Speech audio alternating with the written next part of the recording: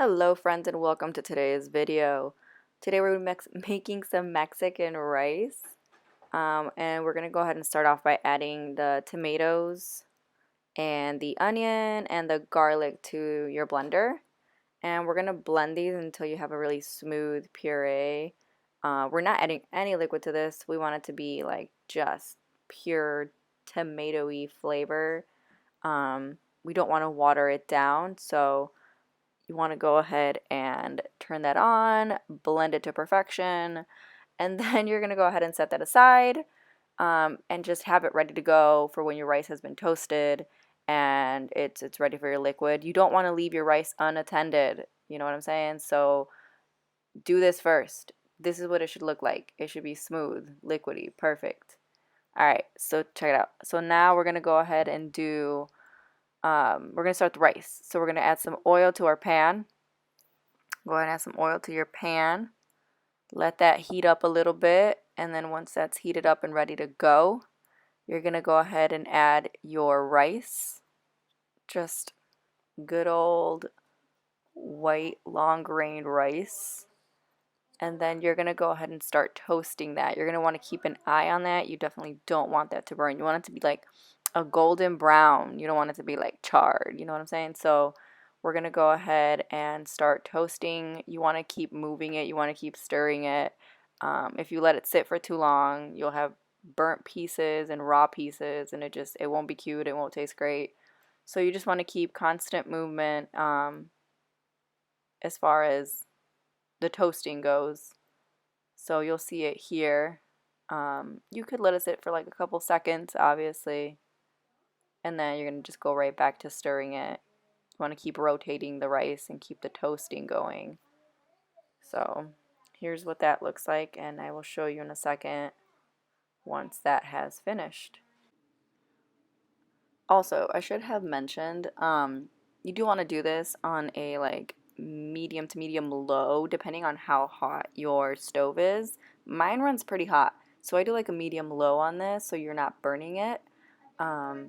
But this is something, I guess it's kind of what you want it to look like. You want it to be nice and tan. Some pieces obviously will be darker than others. It's totally normal as long as they're not totally burnt. But you wanted it about this level, right? So you want it like a toasty brown, but not overly toasted. You're also looking for like a nice nutty smell, not like a burnt smell, like a nutty smell, like a toasty smell. So you definitely want to go for that. After all that is said and done, okay, so here's your rice. You're gonna go ahead and add the tomato. Okay, totally be careful. It's gonna splash, dude. It's gonna splash, it's gonna splatter. So turn your heat down all the way to low at this point when you put it back. That's kind of why I took it off the stove for a bit. So it cools down for like a second so it's not splattering back at me. I have gotten burnt doing this. See the bubbles? See how it's doing that? Those bubbles will jump at you. They will come at you with no fear. So be careful. So see, now it's calmed down. It's chilling. But again, when you first put the tomato liquid in, just caution, warning. Don't say I didn't warn you. So, all right. So now we're just gonna keep kind of stirring this just like a bit, and then we want to see how. Okay, now it's pretty much at a boil. You want to turn this down all the way to a simmer. See, like it's just coming at you. So you want to turn that down to a simmer. Do not cover. Do not cover it. I know you're gonna be tempted to because it's gonna make a mess, but do not cover. You want this liquid to completely evaporate. We're going to go from this super liquidy hot mess to a pretty much like down to a concentrate. It's gonna be like no liquid, so you're gonna keep an eye out for that. Again, put it down to low. I clearly am not listening to my own instructions here. So put it down to low and don't let it do this. I think I did put it down to low. I think that my stove is hot. So anyways, we'll be back. I'll show you what it's supposed to look like once all that liquid has evaporated. By the way, your rice should have toasted, I don't know, I think mine toasted for about 10 minutes. If you're looking for a rough estimate on time, I toasted it for about 10 minutes. Alright, so we've been here for about, I don't know, 7-8 minutes already. It's been doing this for about 7-8 minutes. I would say we're a little bit past, not a little bit, we're a lot of the way past the halfway mark on this. I just wanted to show you what it looks like after it's somewhat evaporated. Do you see when I stir it, it still comes back together. When I push the spoon back, it still tries to come back in the center. That's how you know this is not quite ready. We are going to give this another, I would say, 2 minutes. 2 minutes, and we should be good to go as far as the tomato concentrate. About a minute and a half later, we're back at it. As you can see, it is now pulling away without coming back together. So this is definitely the consistency that we're looking for. It's thick, it's tomatoey, it perfectly splits down the middle without coming back together. So I would say we are ready to move on to the next step, which is adding our main liquid base. Or, you could do like a chicken stock. I'd do water. It's fine. You could do water. It just depends on your preference. So we're going to go ahead and do that next.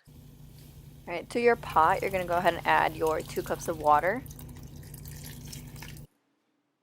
You're also going to go ahead and add your salt.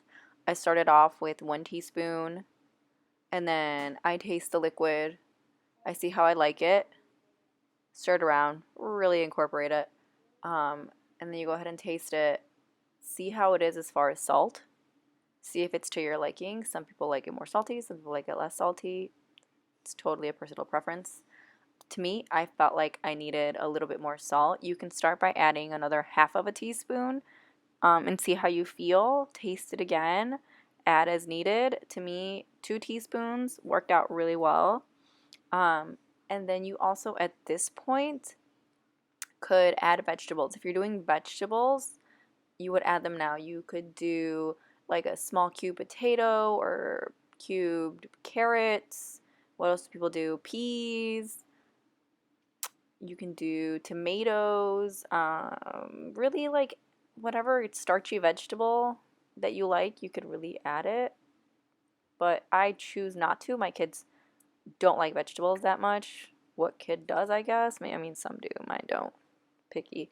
But you could, if that's your thing. Maybe I'll do a video with certain vegetables on another day, another time. But for now, this is what it looks like. And you're going to bring this back up to a simmer. As you can tell, it's starting to bubble all along the sides. You're going to bring this to a simmer, and then you're going to go ahead and cover it. And you're going to bring your heat all the way down to low. Oh, yeah, by the way, you also want to add at least 2 to 3 tablespoons of water at this point.